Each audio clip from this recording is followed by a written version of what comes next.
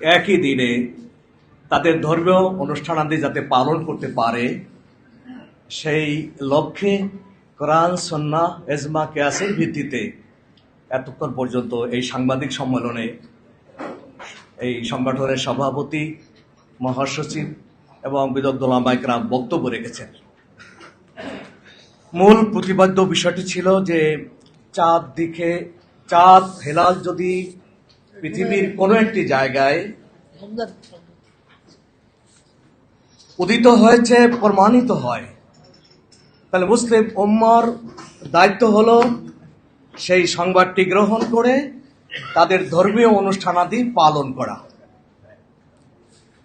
যেমন এখানে আলোচিত হয়েছে, এই প্রবন্ধে সে কথাগুলি বলা হয়েছে, সেটা যদি না হয় তাহলে সঠিক সময় রোজা শুরু করা যায় না, সঠিক সময় ঈদ উদযাপন করা সম্ভব না, এবং শবে কদর যেটা লাইলাতুল কদরে খয়রুম মিন আলফি শাহর, হাজারো মাসের থেকে শ্রেষ্ঠ একটি রাত পৃথিবীতে একদিনই আসবে, সেটা এই চাঁদের সাথে সম্পর্ক। বাংলাদেশের একমাত্র স্মার্ট সিটি বসুন্ধরা এখন আরো নিরাপদ, আধুনিকতায় আরো এক ধাপ এগিয়ে। এই হেলালের হিসাবটি যদি গোটা পৃথিবীতে আমরা মেনে নেই, বাংলাদেশ সহ, তাহলেই শবে কদর পাওয়াটি সম্ভব। সেই কথাই আজকের এই প্রবন্ধে আলোচনা করা হয়। সেখানে বলা হয়েছে প্রতি রমজানের প্রথম রোজাটি ছেড়ে দিতে বাধ্য হচ্ছে। আমি দুই একটি পয়েন্ট পড়বো, বেশি পড়বো না। ঈদ উল ফিতর, ঈদ উল আজহার সালাত একদিন পরে আদায় করা হচ্ছে, ইত্যাদি ইত্যাদি এখানে আছে। এখানে কোরআনে কারীম থেকে ইখতিলাফুল মাতালে, যে উদয়ের ভিন্নতা, বাংলাদেশে একদিন, অন্য দেশে একদিন, চাঁদ তো একদিনই উদিত হয়, হেলাল তো একদিনই উদিত হয়। সেটা প্রথম হয় হেলাল, তারপর হয় কমার। কখনো কমার নামে উদিত হয়, বাংলাদেশ কখনোই হেলাল দেখতে পায় না, দেখতে পায় কমার। আর বাংলাদেশে হিসাব সেটাই করে, কিন্তু হিসাবটা আনতে হবে হেলাল থেকে, যেটা পৃথিবীর কোনো একটি জায়গায় যদি উদিত হয় ইখতিলাফুল মাতালে সেটা গ্রহণযোগ্যতা পাবে না। কোরআন বলেছে, আমি সংক্ষিপ্ত করছি, কোরআন বলেছে ইয়াসআলুনাকা আনিল আহিল্লাহ। প্যারা নবী সাল্লাল্লাহু আলাইহি সাল্লামকে প্রশ্ন করেছে যে হুজুর আপনি বলুন আহিল্লা, হেলাল এটা কি? তিনি বলছেন এটা মাওয়াকিতুল লিন্নাস, মানুষ সময় নির্ধারণ, এবং লিন্নাস ওয়াল হজ, এবং হজ কখন অনুষ্ঠিত হবে, এবং ধর্মীয় অনুষ্ঠানাদি। এক কথা যদি বলি, ধর্মীয় অনুষ্ঠানাদি কিভাবে তারা পালন করবে, কখন হবে শবে কদর, কখন হবে শবে বরাত, কখন হবে রমাদান, কখন হবে আইয়ামে তাশরিক, কখন হবে ইয়াউমে আরাফা, ইত্যাদি ইত্যাদির বিষয় নির্ধারণ করবে এই হেলাল।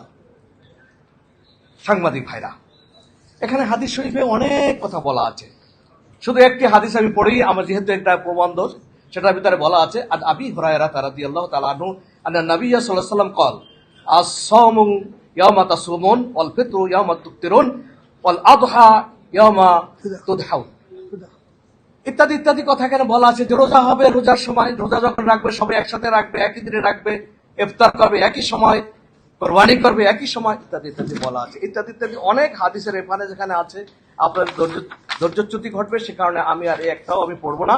যে সমস্ত বইয়ের রেফারেন্স, এখানে অনেক অনেক তাফসীর, বাংলাদেশে না গোটা পৃথিবীতে যত বই আছে, মতাবার কিতাব আছে, ফতোয়ার কিতাব, সে সব ফতোয়ার কিতাবের এখানে সন্মিশ্রিত করা হয়েছে 94টি।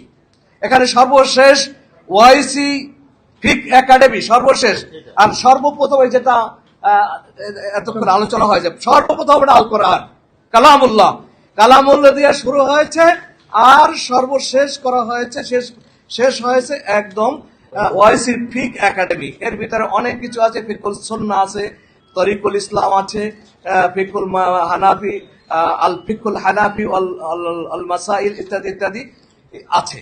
তো যা হোক, যে বিষয়টি আজকের স্পষ্ট হওয়া দরকার, বাংলাদেশের উলামায়ে কেরাম আমরা মতো চেষ্টা করে, মানে আস-সাইমিনা ওয়াল ইতমাউমিনাল্লাহ আল্লাযিনা জাহাদু ফিনা লানাহদিয়ান্নাহুম সুবুলানা ফাযাক্কির ফাইন্না যিকরা তানফাউল মুমিনিন। আমরা শুধু স্মরণ করতে পারবো, সিদ্ধান্ত নেওয়া মালিক এদেশের জনগণ, এদেশের সরকার, এবং উলামায়ে কেরাম যদি সঠিক নির্দেশনা না দিতে পারে, তার দল্লু ফাদাল্লু, নিজেরাও গোমরাহ হবে, জাতীয় গোমরাহ হতে পারে। সেজন্য আমরা যেটুক পড়েছি, যেটুক জেনেছি, সেটুক দায়িত্ব আমরা আদায় করার জন্য, এখানে কথা বলার জন্য আমাদের সুযোগ করে দিয়েছেন। এজন্য সকলের কাছে কৃতজ্ঞতা জ্ঞাপন করছি। আসসালামু আলাইকুম ওয়া রাহমাতুল্লাহি ওয়া বারাকাতুহু।